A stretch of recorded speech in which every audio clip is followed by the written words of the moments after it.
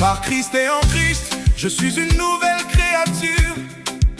Si quelqu'un est en Christ, il est une nouvelle créature. Les choses anciennes sont passées, voici, toutes choses sont devenues nouvelles. Du fond du gouffre, je fais appel à toi, Éternel. Seigneur, écoute-moi, que tes oreilles soient attentives à mes supplications.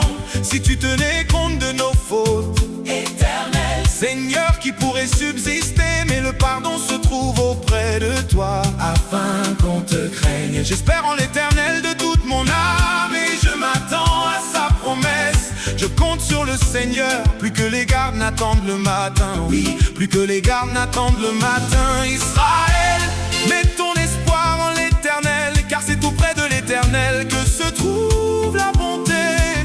C'est auprès de lui que se trouve une généreuse libération. C'est lui qui rachètera Israël de toutes ses fautes. Par Christ et en Christ, je suis enfant de Dieu. Nous sommes enfants de Dieu, nous qui croyons avec foi, car j'ai été régénéré.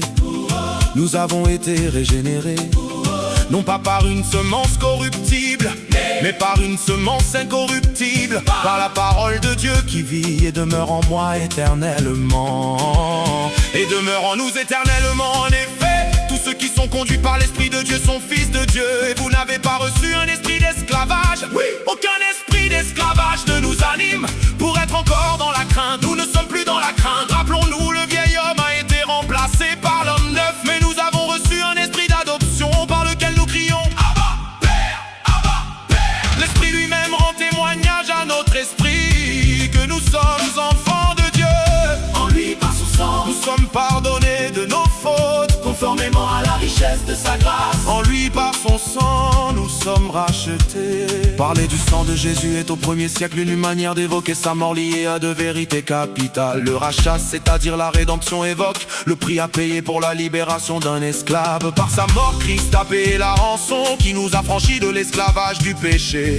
L'autre vérité concerne le pardon. Le pardon était accordé en échange du sang d'animaux sacrifiés. À présent, nous sommes pardonnés grâce au sang de Jésus mort sur la croix, pour nous en sacrifice parfait, définitif. Oh, du fond du gouffre, je fais appel à toi, Éternel. Seigneur, écoute-moi, que tes oreilles soient attentives à mes supplications. Si tu tenais compte de nos fautes, Éternel. Seigneur, qui pourrait subsister, mais le pardon se trouve auprès de toi, afin qu'on te craigne. J'espère en l'Éternel de toute mon âme et je m'attends à sa promesse. Je compte sur le Seigneur, plus que les gardes n'attendent le matin. Oui, plus que les gardes n'attendent le matin. Israël, mets ton espoir en l'Éternel, car c'est auprès de l'Éternel que se trouve la bonté.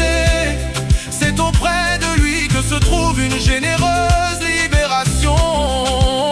C'est lui qui rachètera Israël de toutes ses fautes. En effet, le sang des boucs et des taureaux ainsi que la cendre d'une vache, dont on asperge ceux qui sont souillés, les rendent saints en leur procurant une pureté rituelle. Si tel est le cas, le sang de Christ qui s'est offert lui-même à Dieu par l'Esprit éternel comme une victime sans défaut, purifiera d'autant plus votre conscience des œuvres mortes, afin que vous serviez le Dieu vivant.